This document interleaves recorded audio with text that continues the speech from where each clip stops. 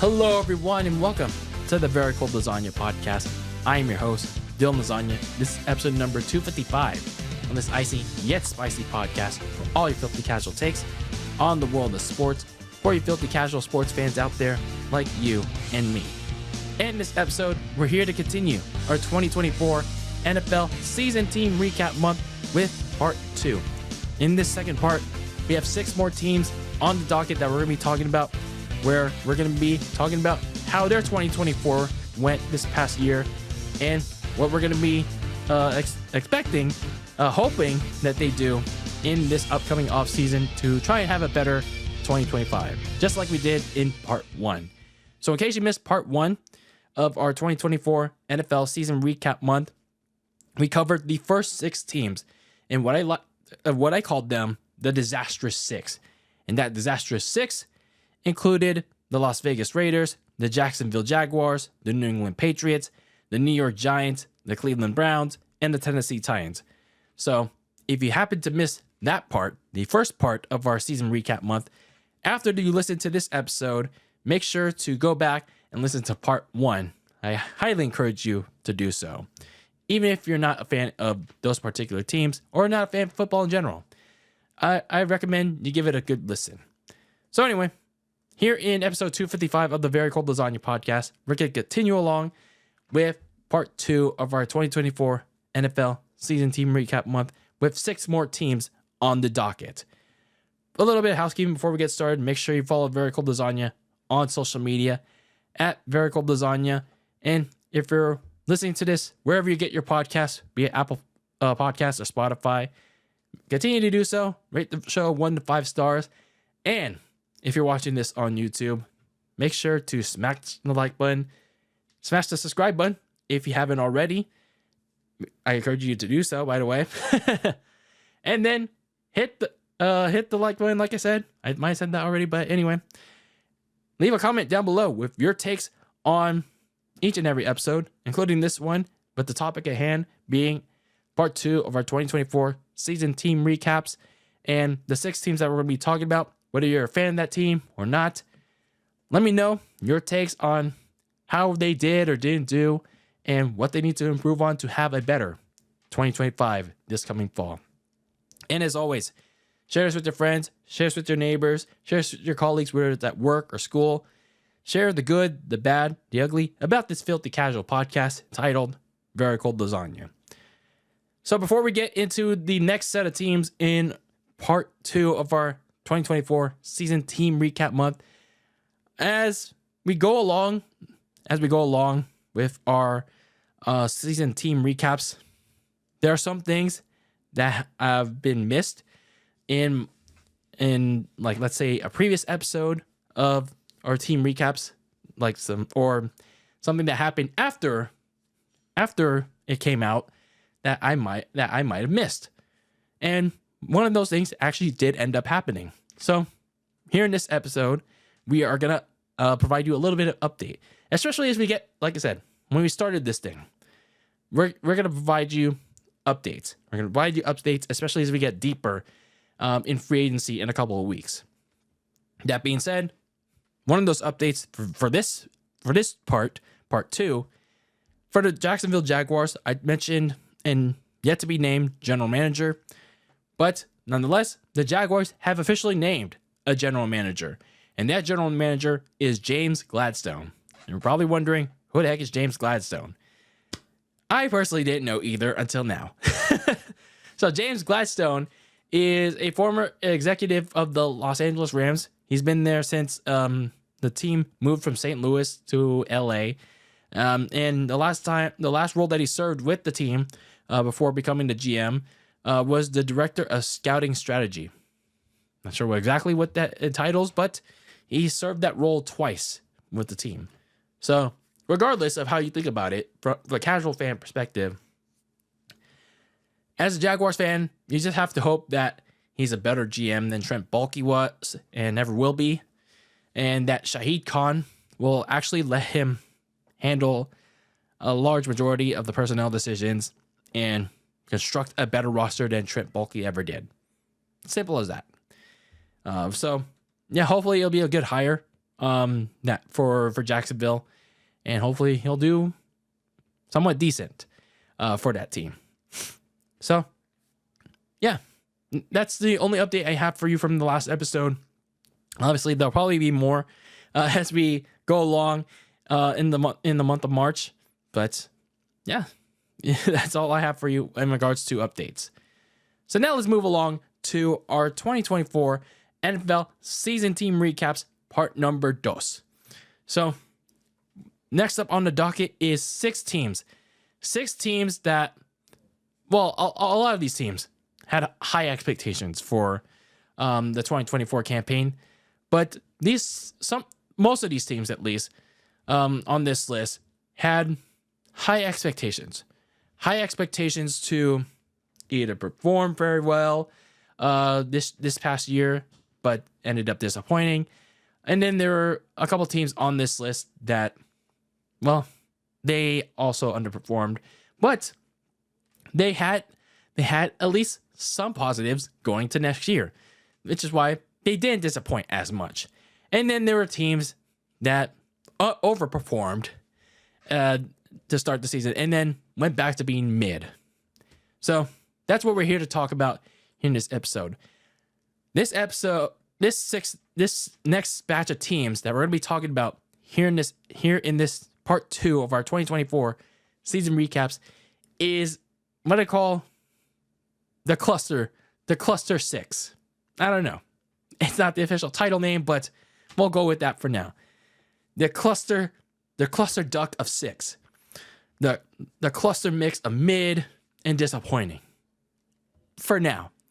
Well, that's the unofficial name for these 6 teams in part 2 of our 2024 season recap.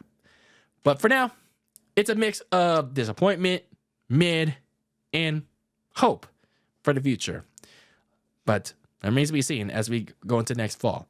But for now, let's talk about these 6 teams, these next set of teams in part 2 of our 2024 NFL season recap month. So we return back to the Meadowlands, only now it's turned green. Gangrene, as we talk about the New York Jets. After a 2023 that immediately went off the rails because of a particular injury to a particular quarterback, the Jets looked to have the season that they were supposed to have that year with Aaron Rodgers only in the year of 2024, this past season. So for the New York Jets, they really didn't do all that much because they didn't really have a lot of resources from Rodgers' contract, as well as, the move to go and get Aaron Rodgers from the Green Bay Packers. But the highlight of this last year's offseason was trading for Eagles pass rusher Hassan Reddick and Ravens offensive lineman Morgan Moses. But the problem was Hassan Reddick carried over his holdout with the Eagles over onto the Jets. And that lasted until about late in the season. So, yeah, didn't really pan out for the Jets. So that was problem number 1 for New York, for the gangrene side of things. Some other moves that they made last offseason included trying to bolster that offensive line to better protect Aaron Rodgers because of what happened like four snaps into that game in week 1 against the Bills.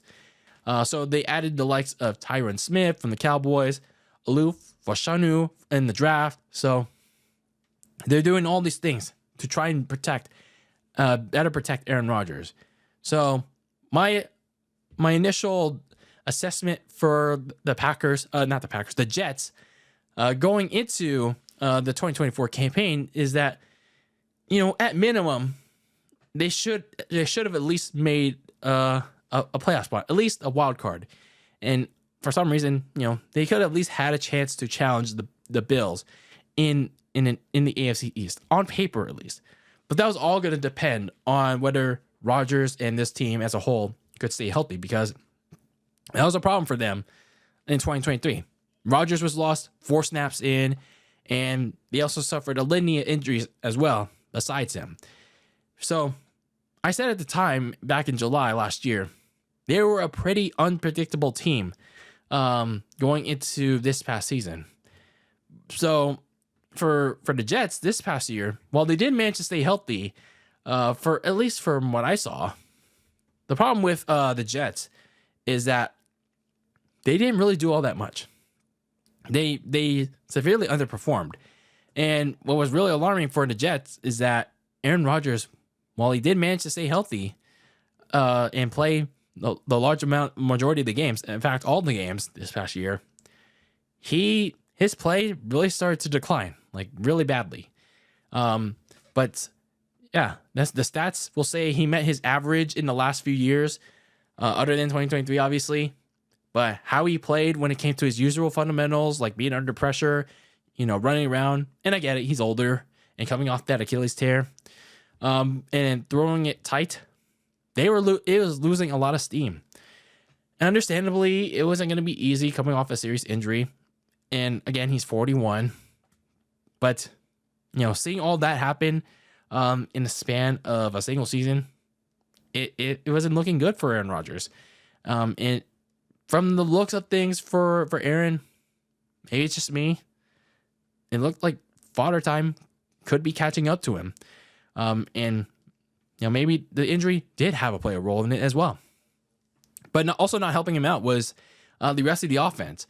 Like the offensive line, with all those additions in Smith and Moses, and there were also a bunch more, they ended up being busts because they also let Rodgers get sacked a whole lot, which also became why the Jets lost a few of their games this season. Meanwhile, you look at the rest of the supporting cast. They didn't really have all that much either before they traded Davante Adams. And even when they traded for Aaron Rodgers' buddy from the Las Vegas Raiders. And, obviously Davante Adams being Aaron's buddy back in their heyday with the Packers. It really didn't improve the offense all that much. The receiving core didn't get any better. Garrett Wilson was targeted less. I wouldn't say much less when Davante Adams came, but it didn't really do all that much even when Davante Adams came into the Jets. Defensively, they regressed a lot before and after Robert Saleh was fired early in the season.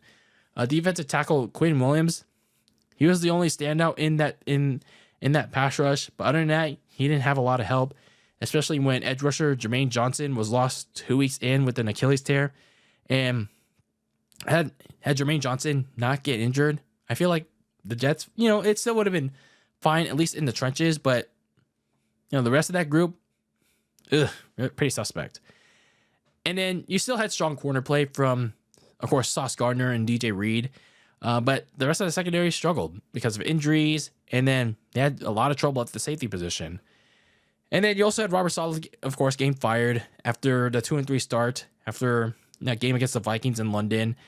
But Jeff Ulbrich, his replacement, he wasn't that much better the rest of the way. And sooner or later, General Manager Joe Douglas would also get fired right before Thanksgiving, which pretty much goes to show you how well the Jets' season went all season long. So when you look at this Jets season, what can you take away that did go right for them? That was a shining light for them.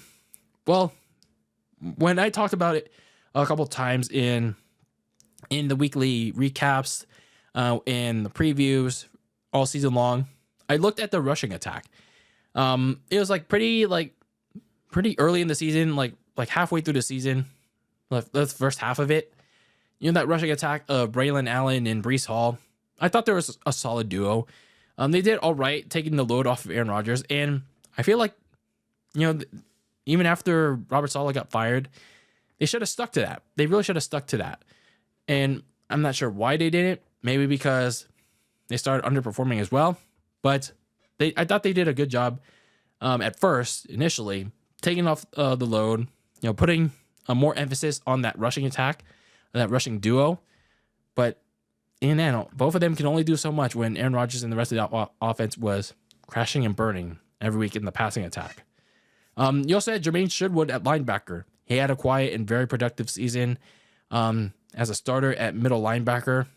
He was the team's leading tackler, and when CJ Mosley got hurt, he did a very solid job stepping up in replacing him. So at 5-12, this was a team that most people thought, including me, had playoff aspirations before the season started. Yet they greatly disappointed this past year, which is why I think that they're the most disappointing team in 2024. Now, sure, it's kind of crazy to think, considering that, you had a 41-year-old quarterback in Aaron Rodgers, but, I thought he could have had a bounce back year, even when he tried to come back late in 2023. But it's just unfortunate that his play has severely declined. Now, sure, we also could have said that a team like the Lions, with the way their season ended in the divisional, but at least they made the dance. They were the number 1 seed, while the Jets, with all the media nut hugging, they couldn't even crack 500 with Aaron Rodgers. So, yeah, when you look at how the Jets season ended and everything afterwards, Woody and Chris Johnson, the owners, they selected Darren Moogie and Aaron Glenn as the new GM head coach duo. Moogie, he comes in with plenty of front office experience, at least, with the Denver Broncos, while for Aaron Glenn, he had a lot of positional coaching experience, the most recent one being with the Detroit Lions as its defensive coordinator under Dan Campbell. But this is going to be his first ever head coaching job. But he did at least spend some time with the Jets back in 2012 as a personnel scout, so he at least is a little bit familiar with the team. And then probably the biggest takeaway so far with the Jets offseason is that they're going to be moving on from Aaron Rodgers. So it's going to be another brand new era for the Jets, which makes this trade for A-Rod an absolute bust. I mean, not really much of a surprise, but it is unfortunate because, well, the Jets are going to have to eat all that dead cap. So regardless of when the Jets are going to release him, that's just the only next part of the step. The process of finding a new QB and building around him, it's once again underway. They failed with Aaron Rodgers. They failed with Zach Wilson. They failed with Sam Darnold in the last decade. So it's just going to be rinse and repeat once again for Gang Green. So looking at their offseason for the New York Jets, they have around $15 million, although this is going to be pretty much going to be going down or up. I don't know. But either way, it's likely going to change either way when they eventually release Aaron Rodgers. Probably sooner rather than later. They do own the the 7th overall pick in this upcoming draft. Some key free agents that they're going to have to consider re-signing, which I don't know how they're going to re-sign almost, if any, all the key free agents. Like DJ Reed is like the top priority when it comes to their defense. Hassan Reddick, they're probably going to let him go, given that he tried to hold out for more money. Offensive lineman Tyron Smith and Morgan Moses, they're probably going to let them go because they were bust anyway. Defensive tackle Javon Kinlaw, I thought he had a decent year as a rotational defensive tackle. And linebacker Jermaine Sherwood, who had a nice breakout year. So looking at their needs to address, obviously the number one need is finding their quarterback. Nothing else matters for the New York Jets until they resolve their quarterback problem once again. However, I don't think they could do it in the draft because the Titans and the Cleveland Browns, they're going to have the top quarterback prospects taken by then, unless they don't for whatever reason. Hell, even a team like the Giants or the Raiders will probably have one of those top prospects taken by then. So the best option for the Jets is going for broke on a day 2 flyer or getting someone in free agency because they're not getting their long-term prospect in the draft, at least in my opinion, unless someone flies up the draft board or they make another big trade, which I don't think they can, in my opinion. And then you got to commit to the safety position. As I noted, the deep end of the secondary has been a major problem that Aaron Glenn and Darren Moogie, they really have to address because it's been an absolute problem for them for the last couple of years. Maybe using some of their draft picks, whatever they have on this position, can really help. And then on the offensive line, you need to get Olu Vashanu some help. at the other tackle spot. So, like I said, replacing Tyron Smith and Morgan Moses, they can do that anyway, because this new QB needs as much protection as possible.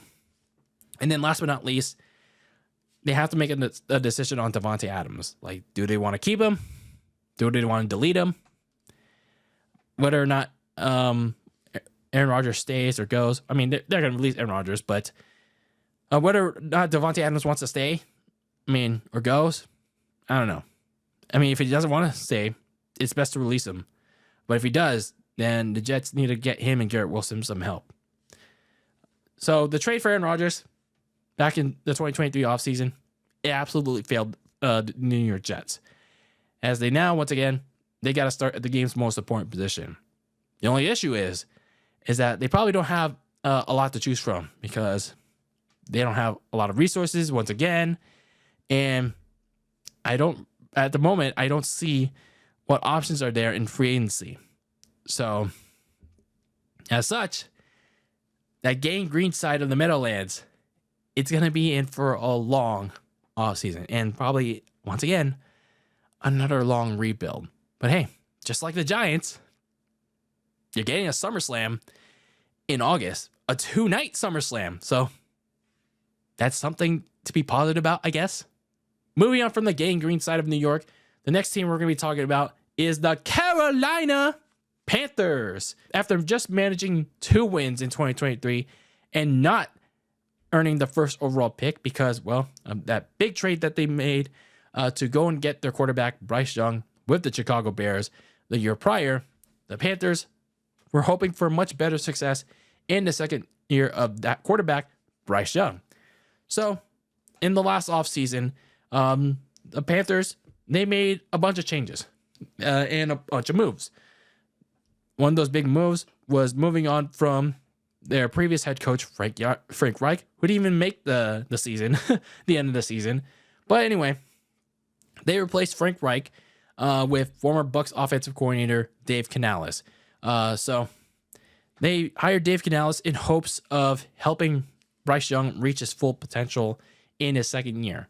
They also made a couple of moves to improve its offense, such as trading for Deontay Johnson at receiver from the Steelers, but at the cost of trading away their best corner, Dante Jackson. They also added protection in guards Robert Hunt and Damian Lewis, even if it was a very overpriced cost. And then they drafted at receiver from South Carolina, Xavier Legette. So at first glance for the Carolina Panthers, it looked like a successful offseason, even if the moves seemed minimal and some were overpaced, like I mentioned with Robert Hunt and Damian Lewis. I feel like one of them were like over $100 million for 6 years. Like, that's a lot. But the important thing was for the Panthers, because I didn't expect them to go anywhere in 2024, but the important thing was for them to be competitive and see if Bryce Young could make that next step, that next jump, and try to prove that he could be the man in his second year with this second head coach. But the problem was it didn't start that way. It didn't start out that way. He didn't have a convincing showing that he could be the man in his first 2 games. Because, in his first 2 games, after that, he got benched. He got benched after 2 games. Now, this is pretty understandable, given that in his rookie year, he didn't exactly play that well. His botched rookie year continued to translate 2 games in with 3 interceptions, no touchdowns. He didn't perform very well, and that led to Dave Canales making a change to Andy Dalton.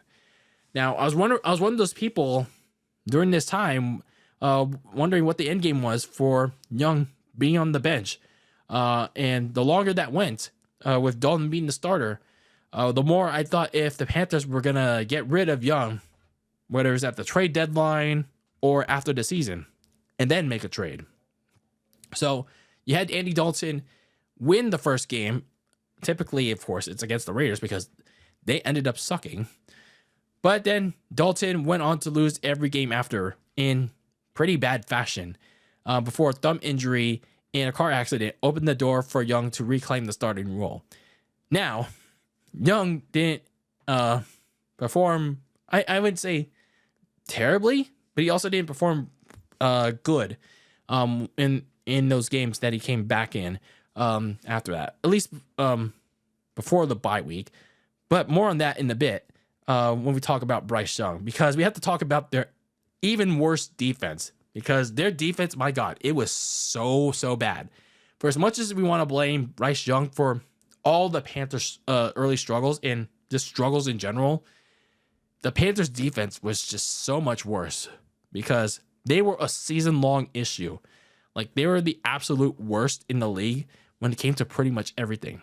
Rushing the quarterback, run defense, covering the field in the pass, whether it's on like short stuff, medium stuff, large stuff, extra large stuff. Do we even just say triple XL stuff? Like, they were bad in just about every category. Now, I'm not just saying statistical category, because we don't mainly do statistics here. I'm talking about like performance. I'm talking about on the field stuff here. Sure, it helped that they traded away two of their top defenders in the last offseason, with Brian Burns being gone, Deontay Jackson being gone. But to counter that, even if they were to stay, it really made much of a difference. Even if you got a healthy year finally from J.C. Horn. Correct me if I'm wrong. Was J.C. Horn, I believe he was a first-round pick a couple years ago. But they finally got a healthy year out of him, which, good for him.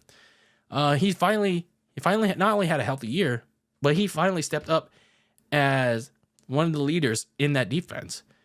So this unit also allowed, though, a bunch of plays to happen and let themselves get scored on way too much. And they made the wrong kind of NFL history. And let me throw this number at you, since while we don't do numbers here, well, let me throw one at you anyway. They allowed 534 points, which surpassed the 1981 Indianapolis Colts by just one for most points allowed. That's terrible. That is absolutely terrible to do. They also had the worst point differential in the NFL this past season. I'm not sure if it's also ever, but that's still not a good thing to have for the Panthers. So, with all that being said, even though they had a terrible pass defense, which again, still not good, and just a defense in general, when you look at this Carolina Panthers team, there is a few silver linings with this group. And that was how Bryce Young played after the bye week. His play after regaining the starting role, like I said, was about the same. But when they came back from the bye week, even though the Panthers weren't winning most of their games, when they were facing teams like the Chiefs, the Bucks, the Eagles, there was something different about how he approached himself and how he approached the team. Like, they finally saw Bryce Young play like the quarterback he should have been when they drafted him all along. He played more poised. He's making somewhat better decisions, but still having some lackadaisical turnovers. But he was using his mobility a lot more, making a lot of better throws nonetheless. But yeah, he was having much better showings. Perhaps his best ones were the overtime wins over Arizona and Atlanta in the season finale, which, by the way, both eliminated them from playoff contention in both of those games. And yeah, he led some nice game-winning drives in both of those games. Or he set up some nice passes to set up the deciding touchdown in both of them. So when you look at it, had Bryce Young played earlier like that earlier in the season, the Panthers, for as crazy as it sounds, and despite their terrible defense, they would have actually been in the spot to challenge the Bucks for the division title. For as crazy as it sounds, considering that the NFC South is a weak-ass mess. And then you look at the rest of the offense. Late in the season, they also started to round into shape. Rookie receiver Xavier Legette, he had a solid first season, being the de facto top receiver to Bryce Young. Adam Thielen also being a reliable hand, even at his age, even if he only played half of the season. The offensive line, even if their guards are overpaid as hell, they're also very solid in protecting Young and good in run blocking for Chuba Hubbard, who had his best career season with another 1K season of hard-nosed running It's just unfortunate that he didn't finish the season because he got hurt. But overall, when you look at this Panthers team, even though they finished at 5-12, another 12-loss season, you look at that post-bye stretch for that team and how Bryce Young played, it actually provided their fans some, not all, but some glimmer of hope going into next fall. Young in the offense started coming to shape under Dave Canales' vision. And now, when you look at this offseason, it's time for him and Dan Morgan to fix that league worst defense. And of course, continue to add pieces around Young in the offense. Once they do that and they can carry over their positives from last season, they might just have a chance to compete with the Bucs and the Falcons in the South. So looking at this offseason for the Panthers, they don't have too much to spend when it comes to money. They only have about $22 million. And I know that still sounds like a lot, but in my opinion, it's not really a lot. They do have the 8th overall pick in this upcoming draft. They don't really have a lot of pending free agents that they have to re-sign, which is at least a good thing for them. They already re-signed Andy Dalton, their backup. So some veteran insurance in case that Bryce Young underperforms again. Some other key free agents include corner Mike Jackson, receiver David Moore, running back Raheem Blackshear, the backup. And they already informed one of their key free agents, linebacker Shaq Thompson, they're not going to keep him. So he's going to be heading into free agency in a couple of weeks. So speaking of Shaq Thompson, some of the needs that they have to address is rebuilding that pass rush, like literally all around. Like the Kitties in blue, like I said, they finished dead last in pressuring the quarterback because they can't get to opposing quarterbacks at all this past season, whether it's on the edge or in the interior. Outside of Derek Brown in the interior, nobody else. And now they're going to release Shaq Thompson, so that pretty much indicates that a rebuild for this pass rush, it really needs to happen. So they got to use both free agency and this draft to not just help out Derek Brown, but like pretty much retool this whole defensive line, this whole front seven. And then you got to keep going defense. That secondary needs a serious rebuild. They sucked in pass defense too. Like they had no one to cover the deep end at safety. Like J.C. Horn, Mike Jackson, who they need to resign. They need help. They really need to address the safety spots, adding depth at corner. They need it all, and on the defensive side of the ball. And then offensively, Bryce Young needs 2 top receivers. Xavier Legette, he had a solid season, but let's see if he can follow it up. Adam Thielen, he's also still reliable, but he again is on the older side. So I feel like maybe in the draft they can go and get 2 top reliable receivers. So Bryce Young can finally take that next step in his career. So on the surface, it looked like the Panthers didn't do great with that 5-12 record, but the Kitties in blue, for the first time in a while, like I said, provide some glimmer of hope for their fans for next season.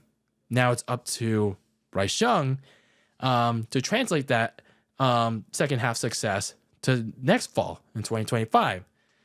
But now it's also up to Dave Canales and Dan Morgan to build both the defense and keep adding help for their quarterback to have an even better 2025 next fall to compete with the likes of the rest of the NFC South at minimum. From one NFC South team to another, we now look at the New Orleans Saints. The Saints look to be more than big mid in the big hard this past season, and after a decent offseason last year, it seemed like they had a solid chance to do so despite continuing to reject towards a full rebuild. So in the last offseason, they hired Clint Kubiak to replace Pete Carmichael as the offensive coordinator. So it gave Derek Carr, much better help calling plays for him. And then in the draft, they went out and got corner Kool-Aid McKinstry and South Carolina quarterback Spencer Rattler, who I thought had some intrigue given Derek Carr was still there. So, I'm on a watchful eye for Derek Carr.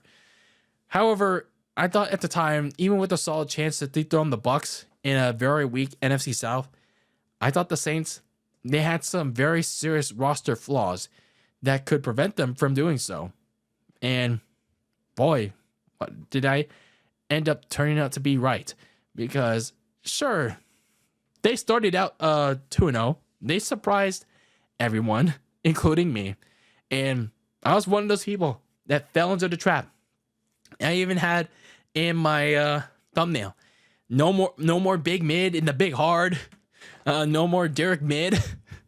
But then the rest of the season happened. After starting out 2-0 in emphatic fashion, dishing out back-to-back 40 bombers, it seemed like Derek Carr actually looked like a much more aggressive and risque quarterback, finally willing to take the deep shot, as the rest of the offense looked red hot. Defensively, sure, they still have their flaws in the passing defense, but they limited their opponents to 20 or less points. But then, here's the after part that I mentioned earlier. That's when their limitations started to get exposed, because here's the catch during that 2-0 start. The people that they were playing were the Panthers, who ended up 5-12, and the Cowboys, both who ended up playing badly this season too. So it ended up as no surprise that the Saints would Uno reverse and stop doing everything that was working in the first two games. They ended up losing 7 straight after the 2-0 start. The offense was back to being too predictable, including Derek Carr and the defense. And yeah, that defense was getting exposed for the issues I noted in my season preview. The lack of help for Cam Jordan leading to more pressure for the secondary to do well, and they didn't, because that passing defense was getting torched. So they go on to lose 7 straight games, and by week 9, after they lost to, I believe it was the Falcons, who they played. No, it was Carolina. They lost to Carolina in the rematch of that game on at the last moment, and Dennis Allen gets fired. And they promote special teams coach Darren Rizzi as the interim. And the next week, they do beat Atlanta. Now, Darren Rizzi, he wasn't much better either, but he at least tried to give his guys a fighting chance, I suppose. And they gave, while not only upsetting the Falcons in his first game the following week, he also gave the Bucs a scare in the season finale, trying to prevent the Bucs from securing the division. But still, not really much of an opportunity for Darren Rizzi to get the head coaching position like full time. Another reason why the Saints didn't do so well this season was of all the injuries. Now, it's not really, it's again not much of an excuse, but it's still a major role, a major reason why the Saints were really bad. Injuries to many of their key players, like for example Eric McCoy, their center, the first domino to fall in week 3 when they played Philadelphia, going down with that groin injury, and a major reason why the offense was back to being mid. Like Derek Carr didn't have a lot of time to throw. McCoy was pretty much that glue to that offensive line, and once he went down, so did the rest of the offensive line. Receiver Chris Olave, he suffered multiple concussions, which is never good for any player, whatever position you play at. And yeah, it's unfortunate that he suffered this many concussions, and I just hope he'll, not suffer anymore. The do-it-all player, Taysom Hill, he tore his ACL late in the season, and that killed the offense even more. He was pretty much the last glue to that offense, and once he was gone, so was the rest of that fire in that offense. Derek Carr also missed 3 games mid-season with an oblique injury, and then later in the season with a hand fracture that pretty much wrote him off for the rest of the season. So, sure, the list of injuries wasn't that long on the surface, but when you look at it, the Saints didn't have any quality depth to make up for it. So, yeah, not a great season for the Saints, but when you look at the positives for this team, at least they fired Dennis Allen. That's the good news. Other than, getting their 3rd WrestleMania in 12 years for whatever damn reason. Why? I don't know, but that's another story for another time. But when it comes to the New Orleans Saints and the positives for their 2024 campaign, getting rid of Dennis Allen, sure, nobody wants to see people lose their jobs, but Dennis Allen was just not cutting it for them. This is like when you lose 7 straight games after starting out 2-0, this is when they admitted defeat. Even in a weak NFC South where everyone thought the Falcons had it all wrapped up, the Saints elected to focus on next year, the moment they decided to fire Dennis Allen. So when they decided to fire Dennis Allen, they decided to move on. So overall, with the Saints, I was crazy enough to think that they were finally going to stop being mid after week 2.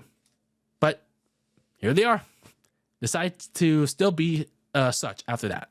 Now, sure, some of it wasn't their fault because they could only control so much with injury mania, running wild in the big hard. But like I said, they didn't have enough depth to counter it, like quality depth to counter that. And a lot of that had to do with their unwillingness to embrace a rebuild and, shed a lot of their red salary. But they did seemingly at least got the head coaching move right. The head coach that they wanted in Kellen Moore, who was recently fresh off of winning a Super Bowl with the Philadelphia Eagles as their offensive coordinator, ironically in New Orleans, mind you, in the Superdome. Now, whether Moore can be a good first-time head coach, that remains to be seen, especially with what he'll be walking into and what little resources he'll have. So, looking at the offseason to come for the Saints, here they are once again with no money.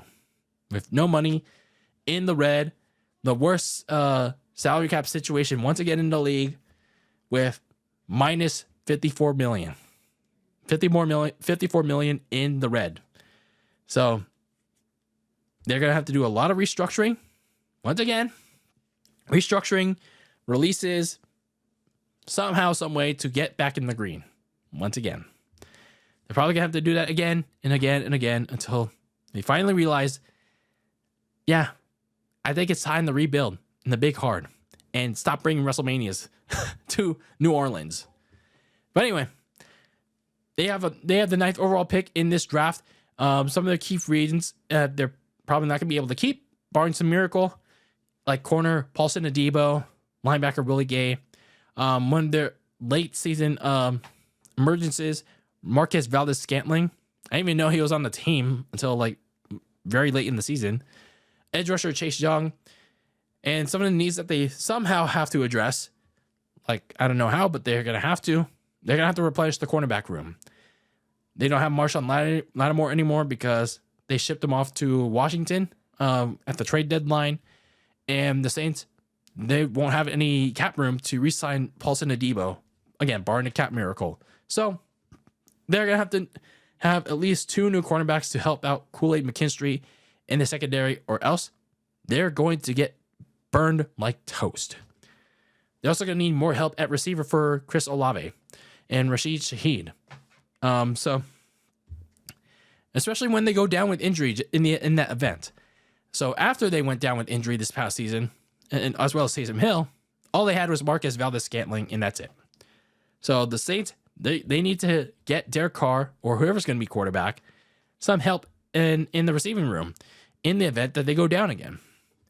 And then they also have to consider alternative options at quarterback, because after the 2-0 start, Derek Carr was back to being his typical mid-south before he got hurt. And Spencer Rattler, not really much better in filling in for him. Now, in fairness, it also had to do with all the other lower tier receivers, not having Chris Olave out there, not having Rashid Shaheed out there. But the Saints, they really need to start thinking about a quarterback that'll eventually take the keys from Derek Carr in the big hard. So the last thing I'll say about the Saints is that they're basically in the same situation as they were as last year, and the year before that, and the year before that. Basically, the entire time that I've been talking about the Saints after Drew Brees left when I started this podcast. With Kellen Moore a head coach now. Until they get themselves out of cap hell for good, finally embrace an actual long-term rebuild, and again, stop bringing WrestleManias to New Orleans. I'm just kidding on that last part. But until they do the first 2 things I said, I don't think they're going to go anywhere this fall. but who knows? Anything can happen in the NFL, right? So moving on from the big hard to the Windy City as we talk about the Chicago Bears. Normally, this would have been another typical season of Bears football! While a bunch of that was still the case, there were actually some silver linings this past year. But before we could talk about all those positives and negatives about the Bears this past season, we have to look back at where they were this point in time last year. So obviously, this point in time last year, they get rid of Justin Fields. They trade him away to the Steelers, making it clear that it's time for a change at quarterback. And that change and biggest highlight of last offseason was using that first overall pick from Carolina, and because Carolina sucked that bad last year, to go and get USC quarterback Caleb Williams, the projected first overall pick, and ended up being the first overall pick in this draft. And then using their regular 9th overall pick to go and get him some help in Washington University receiver Romeo Odunze. So they go and get their quarterback, and they go and get the supposed top receiver in this draft. And you got a 1-2 punch already right out of the gate.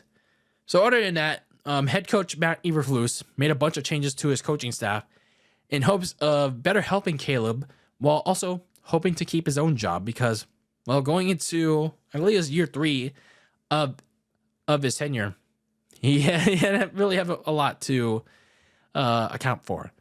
But otherwise, the goal for this season for Chicago was mainly to see how year 1 was going to be for their new quarterback. And while it did start out pretty well for the Bears, because even though it was against scrub-ass teams, the Bears found themselves keeping pace with the rest of what was a very competitive NFC North. And when they reached their bye week, after beating the all-elite Jaguars in London, they were coming off 4-2, off of Caleb Williams' best game of his early, young rookie career. So they're going to their bye week 4-2, and going out of their bye week, they're going to play the Commanders in a battle of 1 versus 2. The battle of rookie quarterbacks. Battle between Caleb Williams and Jaden Daniels in Washington. So the Bears were actually leading a very low-scoring game, and all they had to do was stop Jaden Daniels from throwing a midfield Hail Mary, and that's all they had to do to win the game and go to 5-2. All they did do was exactly what I just said. They did not do that. Stumbling words aside. So they failed to do that. Why did they fail to do that? Well, corner Tyreek Stevenson ruined it all. Because he tipped the pass. It landed in Noah Brown's hands for the winning touchdown. Now, why did Tyreek Stevenson end up in that situation? Well, the cocky corner was already celebrating. Right in the corner of the end zone. One corner of the end zone. And then when he saw what was happening, he had to go back and run into position. But by the time he got there, it was too late. So basically, he made a dick move. He made a selfish move. It's no wonder why Matt Eberflus, he flushed Tyreek Stevenson from the starting lineup. Not just for next week, but for basically the rest of the season. So that Hail Maryland led to 10 games of a good old return to form of Bears football. Caleb Williams couldn't see the field, couldn't see the end zone, while also getting eaten alive with sacks. The defense was also getting torched due to the lack of pass rush and no help for corner Jalen Johnson because, well, like I said, they decided to teach Tyreek Stevenson a lesson. A lesson of, yeah, your cocky ass fucks around, you're going to find out, pal. So, yeah, there's no help for corner Jalen Johnson. I mean, the Bears' passing defense was kind of a little bit booty anyway. But nonetheless, their defense was getting torched on a regular basis after the Hail Maryland. But in the midst of that 10-game losing streak, they also suffered a 3-game losing streak to the NFC North, which they, interestingly enough, they had 3 great chances to beat their division rivals, the Packers, the Lions, the Vikings. Yet, they failed on all of them at the last moment. They lost to the Packers because of a blocked field goal, which some of which is understandable, but they had a little bit of a chance to get within a little bit of striking distance, better striking distance to get that last second field goal. They lost to the Vikings because they went 3 and out in overtime. And then probably the most egregious of all, they lost to the Lions on Thanksgiving because Matt Eberflus and Caleb Williams, they horribly mismanaged the clock. Caleb Williams ate a big sack on 3rd down. And then, while it was a little understandable that Caleb Williams didn't get up, he wasn't able to get up a little bit faster. But it was on Matt Eberflus to immediately call the timeout, call his last timeout, and go and then try to dial up a play on 4th down. And if that 4th down play, converted, run and spike the damn ball. But either way, that Lions loss in the terrible way that they lost it, which was their fault, by the way, that was more than enough for the McCaskies to finally flush Eberflus down the toilet for good. And I'm not sure why they didn't do it earlier, but they finally did it. But interim coach Thomas Brown wasn't any better either. It was just, I guess, the Bears finally admitting defeat. The roster finally admitting that this season's going nowhere. They had a chance to make some noise at 4-2, but yeah, it just wasn't happening. So, with all that being said, I said at the start of talking about the Bears, there were some silver linings with this group, some silver linings with this squad, and that had to do with Caleb Williams.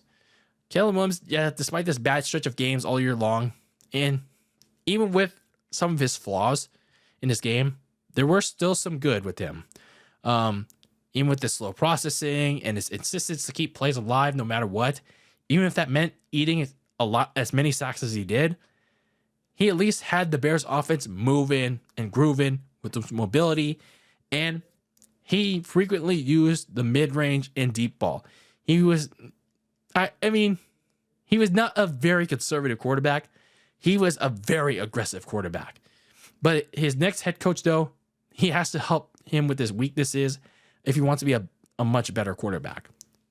And at the very end of the season, when they were in Green Bay, they finally got one over on the Packers, while sending them into the 7th seed to play Philadelphia, which ultimately ended their season. Well, not mean much in the grand scheme of things. The Bears finally beating the Packers in Green Bay, mind you, and snapping their long losing skid to not just them, but for themselves. It can give them some confidence going to next year. Like that game winner by Cairo Santos, like I said, played a huge role in making the Pack go from playing Tampa Bay in the first round to having to play Philadelphia, where they got their butts whooped in that game. Made a major difference. So it was another typical season of Bears football, full of terrible coaching, bad defense being played, and sometimes offense being shown. But the McCaskies and Ryan Poles, they actually did something useful for once. Get an offensive-minded head coach. Like, are we in the Twilight Zone? Are we in the multiverse? Like, they actually made a right move for once. Like, for once. They went out and get an offensive-minded head coach. And the one that they got was from a division rival in Ben Johnson. So given how Ben Johnson was and how creative he was in Detroit, I think he'll be a good one for developing Caleb Williams in this offense. Now it's just a matter of using this offseason to properly build around it. And I think the Bears, as long as Ryan Poles is competent enough, I think they can do that. So the Bears have a good amount of money to spend. They have around $64 million at the time of this podcast being uploaded. They have the 10th overall pick in this draft. So one pick down from the previous year, but still in a good spot in the top 10. Some of the key free agents include Keenan Allen at receiver, guard Tevin Jenkins, corner Jalen Jones. They don't have too many pending free agents, but someone to consider maybe Keenan Allen, but he's on the older side anyway, but everyone else is expendable. Some of their needs that they need to address in the offseason, obviously the biggest one has to be the offensive line. as was the case with Justin Fields and to a degree Mitch Trubisky in the years prior, Caleb Williams went to Sack City in his rookie year. Probably the most sacked quarterback in the NFL, maybe other than Drake May. While much of it was on him and his slow processing and always trying to make something happen, it doesn't help that his offensive line had major issues. So Ryan Poles and Ben Johnson are going to have to upgrade his protection like really, really hard. Like this has to be like most of the spending and free agency in the draft have to be on the offensive line. And then once they utilize that spending on the offensive line, go and get Caleb Williams some more help on in the supporting cast of receiving. Now I get he already has DJ Moore and Romeo Odunze, but why not add some more help? Get him a tight end. Go get him another third receiver. Unless Ryan Poles wants to re-sign Keenan Allen. And if Keenan Allen wants to come back. Also retool the defensive line. They don't have much other than Montez Sweat. Maybe Poles can rectify that in free agency. Or maybe even use the 10th overall pick. Because other than Montez Sweat, they don't have much right now. So while it was another crappy season in Chicago, the Bears, they may have something to look forward to next fall. They maybe have something to finally rise up in the ranks in the NFC North. They got a promising young quarterback and an actual head coach with potential to help said quarterback out. Now, as long as they nail this offseason, Bears football, it may be gone for good. But we'll see about that as the fall rolls around. Moving on from the Windy City to the Big D to talk about the Dallas Cowboys. Let's remember what Jerry Jones, or should I say General Jerry Jones, said 2 years ago and this past offseason after his 2 bad playoff losses. The Cowboys were going to go all in to finally finish their story. Well, let's see if he lived up to that promise this past season. So looking back at this past last offseason and this point in time last year, his definition of all in was, well, lounging around and doing nothing, basically, because, well, he had a very tight salary cap and very little draft picks. As he sat around and did nothing, he saw edge rusher Dorrance Armstrong, center Tyler Biadasz, linebacker Dante Fowler, all follow the defensive coordinator Dan Quinn. Go to the Washington Commanders, the division rival, because Dan Quinn went and took a head coaching job there. Also in free agency, he also saw a running back, Tony Pollard, go to the Tennessee Titans, and rather than replace him with free agent Derrick Henry, who was still available at the time, he elected not to not just sign Derrick Henry, but also stick it out with Rico Dowdle, and also assign washed running back Ezekiel Elliott. Yeah, reunite Ezekiel Elliott, but be washed. Be washed. While Jerry Jones did address a few concerns through the draft, it wasn't enough to balance out the ones lost in free agency. And heading into the season, there are still some very glaring holes on that Cowboys roster.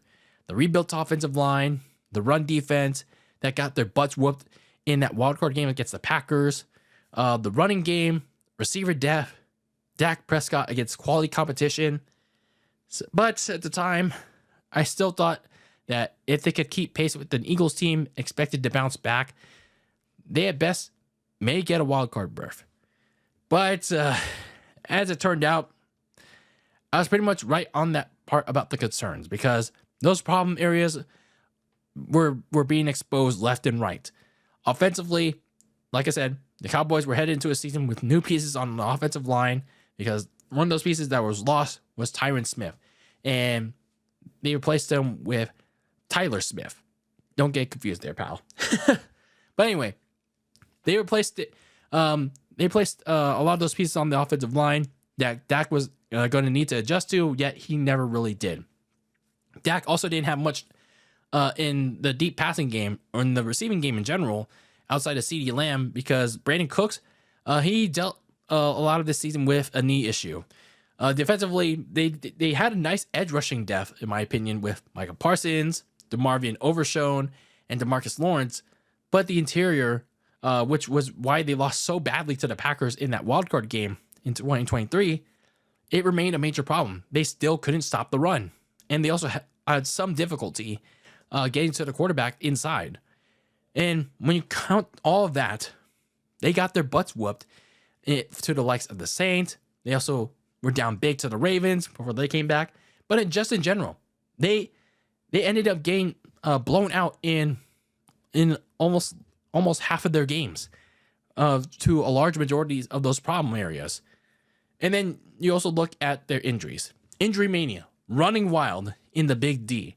And well, it's not an extensive length of injuries to like the teams that I talked about, but it was enough injuries where if a lot of those key players are missing and they don't have a quality enough depth to replace them, then their season is basically doomed. The season began to really derail for the Cowboys when they started losing a bunch of their key players on both sides, like DeMarcus Lawrence, Overshown, Trayvon Diggs at corner, and Amani Oruwariye. But the death nail to their season came in Atlanta in Week 9 when Dak Prescott went down with that hamstring injury. And while there's hope that Dak would come back later in the season, he ended up getting surgery on the hamstring, and he ended up missing the rest of the season. So they ended up going with Cooper Rush again, and he couldn't do enough to try and get the Cowboys a playoff spot. But by that point, the Cowboys' playoff chances were on life support anyway when Jerry Jones made that announcement. And yeah, they're still somehow in playoff contention, but eventually they did get eliminated.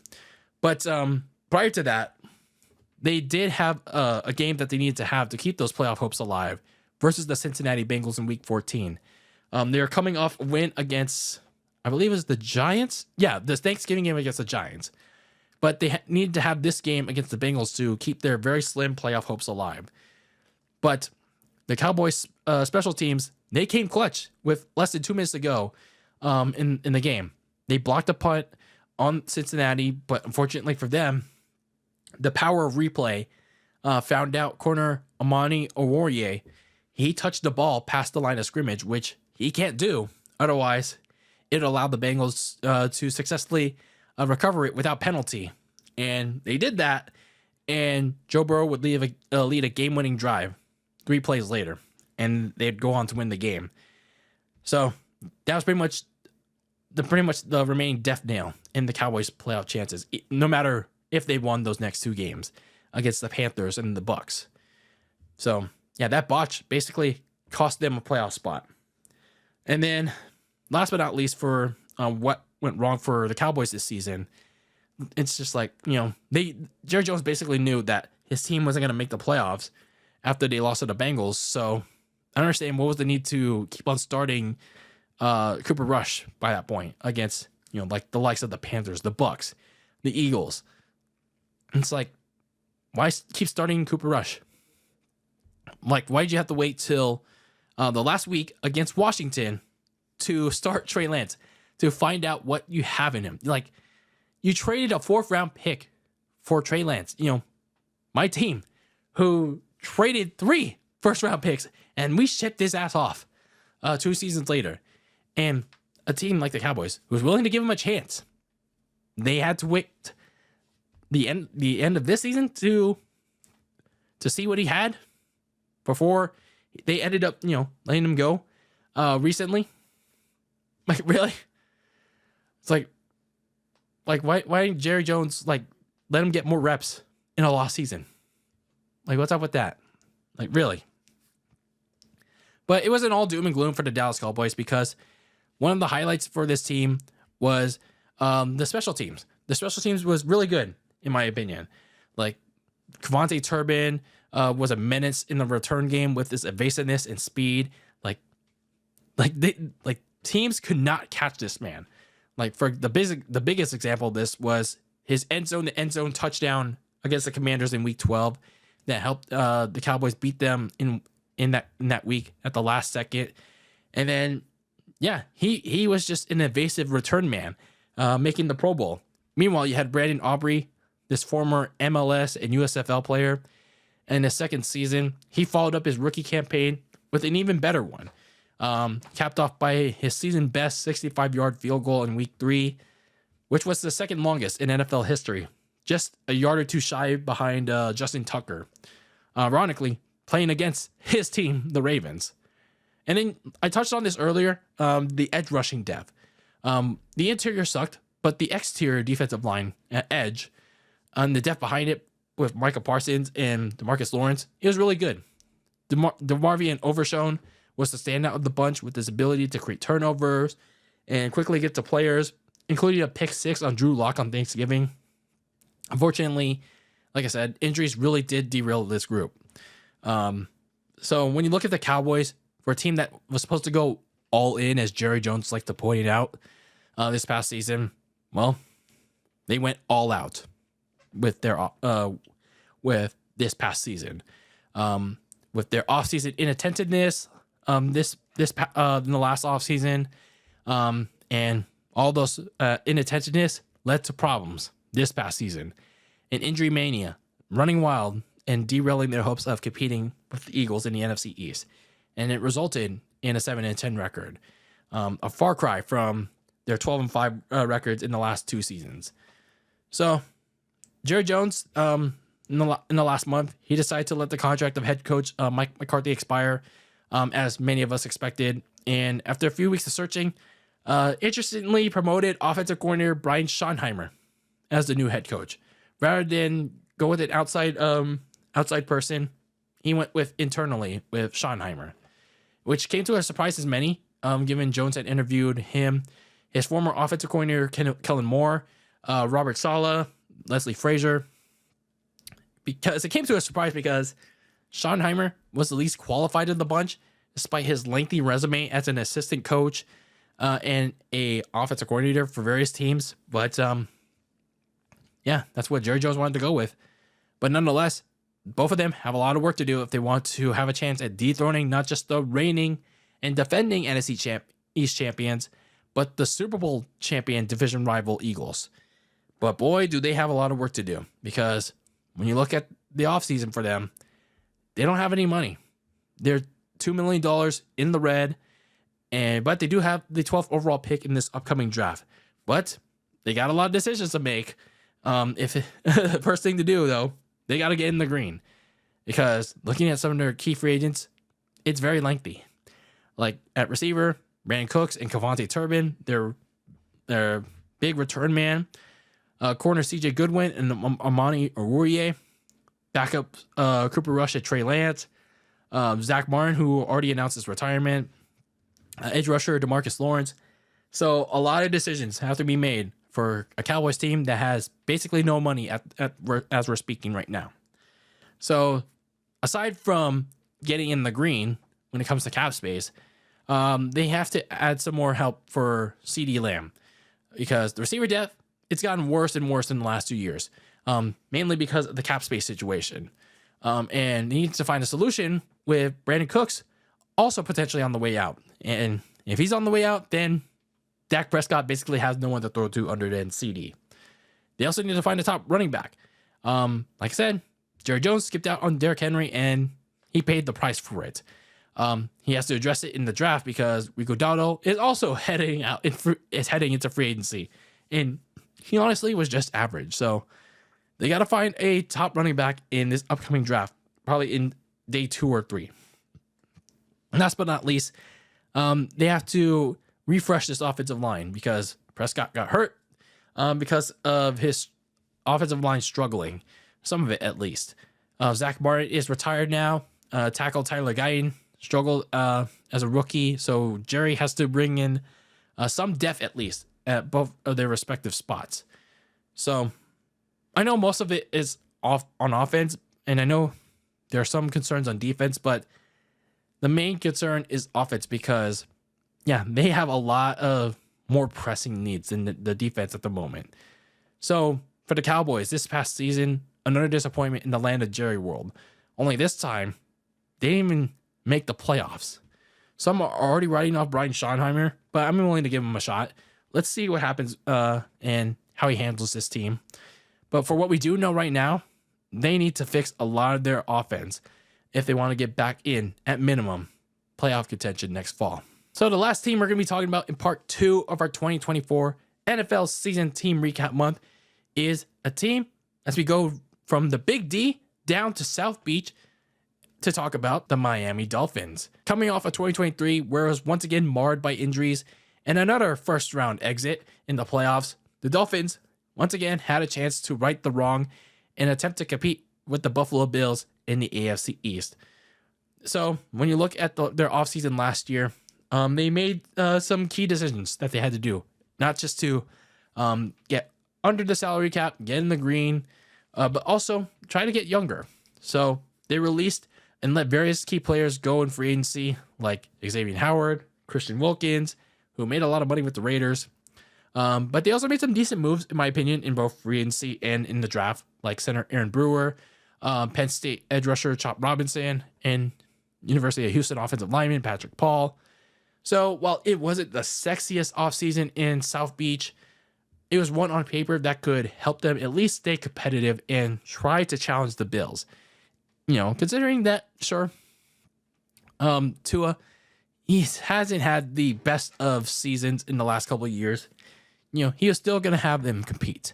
Obviously, the big questions was whether the Dolphins could actually beat some legitimate teams for once, and whether Tua could finally perform well against said teams. But not just that, staying healthy. Staying healthy was key for them. But that last part about staying healthy, unfortunately, didn't come to fruition because Tua, once again, he seriously got concussed. Not just 3 weeks in, two games in. And it's unfortunate too. And it really sucks for him because this is the second time in 3 years. And ironically, against the same team, the Bills, where he had that first seriously bad concussion 2 years ago. Tua suffered another serious concussion trying to convert a fourth down, but he again didn't protect himself in the process. I think if I recall, he's converting a fourth down, and then he rammed into Damar Hamlin in a cruel fate of irony, like really bad fate of irony. But that's besides the point. I don't want to talk about that because Tua, he would end up missing the next 4 games to go through the concussion protocol, and then he was put on short-term IR to assure that he can clear that protocol. But even when he came back, he didn't perform well against the 2 playoff teams that they had on their schedule, which was the Packers and the Texans. But either way, that was enough to take the Dolphins out of playoff contention because by the time he came back, the Dolphins had lost all but one of their games, and before he came back. And when they lost those 2 games against the Packers and the Texans, that's pretty much the death nail for the Dolphins and their playoff chances. But the main concern coming out of this season was that early season concussion because it was Tua's third in less than 2 years. And that's very alarming, even if Tua managed to stay and play slightly better than he was coming back. So in those games when Tua was out, it was also alarming that the Dolphins didn't have a viable backup plan ready when he was away. That 4-game stretch, yeah, it was just seriously bad of how unprepared both the front office and Mike McDaniel were when it came to having a emergency break glass option for Tua. Like Skylar Thompson, Tim Boyle, when they played that game in Seattle, no bueno. Absolutely no bueno. Now, they also had Tyler Huntley there, but by the time they signed him, like he wasn't ready to go. He didn't know the playbook yet. And then a week later, what he did, he was okay. He was all right, but nothing spectacular. And then he also started the last 2 games with Tua being shut down with a separate injury. He did get a little better in the games that he played, but it was clear that neither 3 of them could replace the production that Tua had under center. But it wasn't all the quarterback's fault because the rest of the offense also really disappointed. Tyreek Hill and Jalen Waddle, they were pretty unreliable receiving targets, surprisingly, even when Tua returned to the lineup. And if it wasn't for Devon Achane, the running back, his breakout season, as well as another player I'm going to mention, this unit would have sputtered really fast. It would probably have been one of the worst offenses in the NFL. So, in a lost season for the Miami Dolphins, what did go right for this team? Well, that player that I just mentioned was Jonnu Smith at tight end. His late season emergence. Now, he didn't do much in the first half of the year, but out of nowhere, he suddenly broke out against the Raiders at home. And from there, he became a frequent target alongside Tyreek Hill. Even in an offense that was inconsistent and broken in the passing game, Smith had himself his best career year in 8 seasons. And he earned himself a Pro Bowl in the process. So good for him. Hopefully he'll be able to maintain that going to next season. And then you also had a very solid front seven that kept the team afloat. Well, the pass rush was a lot left to be desired. The best of this group came from generating turnovers. The likes of Jordan Brooks, Chop Robinson, Anthony Walker Jr. They're very good in short field coverage. While Robinson, he had a lot of great moves as a rookie. So when you look at this Dolphins team, their goals to challenge the Bills, again, wrecked by not just injuries, but their own underperformances against, you guessed it, playoff quality teams. And honestly, when you look at their schedule, there weren't really a lot other than the Bills and the Packers and the Texans. There were only if I remember correctly, there were only 3 teams that they played that were playoff teams, and that's it. I don't really count the 49ers because, well, by the time they played the 49ers, they were already eliminated from playoff contention. So I don't count them. So, sure, they got back in playoff contention after losing 2 of those 4 games. But that stretch of wins before the Thanksgiving game against Green Bay, it was fool's gold. So, that said, though, they had a chance to nab the last playoff spot in Week 18 despite all that. But even if they stopped Aaron Rodgers from having a late career resurgence performance, it wouldn't have mattered because, well, Denver, all they needed was a win, and it eliminated both Miami and Cincinnati from getting that last spot. So they finished their season 8-9, and now Mike McDaniel's squad, they're in an off season where a variety of concerns that need to be addressed if they want to finally have a crack at the Buffalo Bills, and just in general a crack at making a deeper run in the postseason, because they haven't been able to do that at all with Mike McDaniel. And if anything, Mike McDaniel's seat should be pretty hot right now going into the fall. So when you look at the Dolphins offseason, they're currently in the red, like $7 million in the red. So they have to make some decisions on who to cut, who to restructure when it comes to their players. More on that in a bit. They have the 13th overall pick in this upcoming draft. The good thing is for the Dolphins, they do have to make a decision on one particular player or two. But other than that, everyone else is expendable. The one particular player that I would have to consider re-signing is their safety, Javon Holland, because he's like the only consistent player of that secondary. And if you lose him, that's a major, major loss. I also would consider re-signing linebacker Anthony Walker, but that depends on what he wants. So looking at some of the needs that they have to address in the offseason for the Dolphins is, well, retooling that offensive line, because that offensive line has not been able to protect Tua, and it has cost them and Tua's health and safety. So they seriously need to take that seriously by replacing both their starting guards and the right tackle. So pretty much more than half of the offensive line, pretty much. They also need to retool on the opposite side of the trenches. At the defensive line, they can also stand to get younger on that side of the trenches. Because outside of Chop Robinson and Bradley Chubb, they didn't have anything else in the pass rush other than a near 40-year-old Calais Campbell. So maybe they could use some of their draft picks to go and get another edge rusher or get a defensive tackle. Because once Christian Wilkins left in free agency, they didn't have anyone else. And then, last but not least, you have to think about what you want to do with Tyreek Hill. Because after Week 18, when they lost to the Jets, Tyreek Hill went on a little tirade, publicly threatening to leave the Miami Dolphins for whatever reason. Now, regardless if that stance has changed or not, Miami has to add receiver depth behind Jalen Waddle and possibly Tyreek Hill if he decides to stay, to give Tua some help, because other than Jonnu Smith right now and Jalen Waddle, they don't have anyone else. I do have one more additional thing. Sorry about that.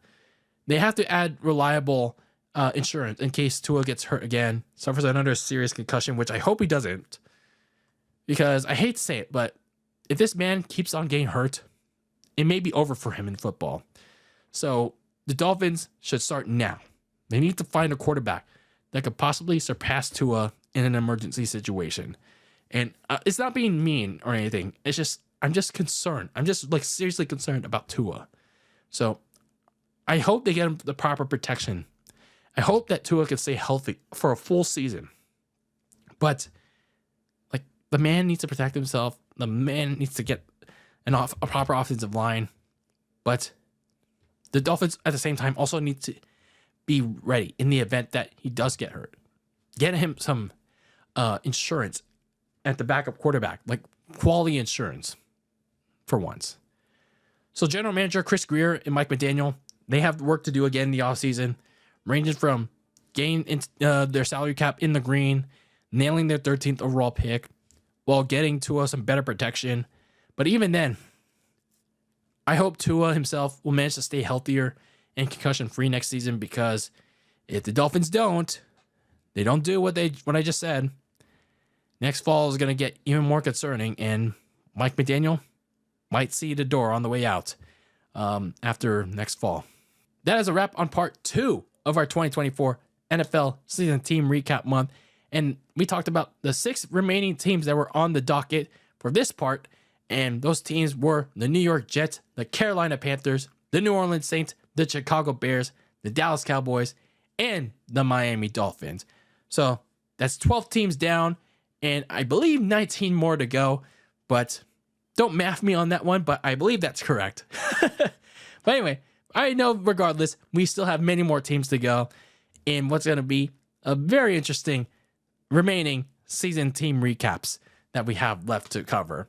So we have a bunch more teams to go, and we'll be covering a couple more teams in part 3 in the next episode of the Very Cold Lasagna Podcast, in part 3 of our 2024 season team recap month.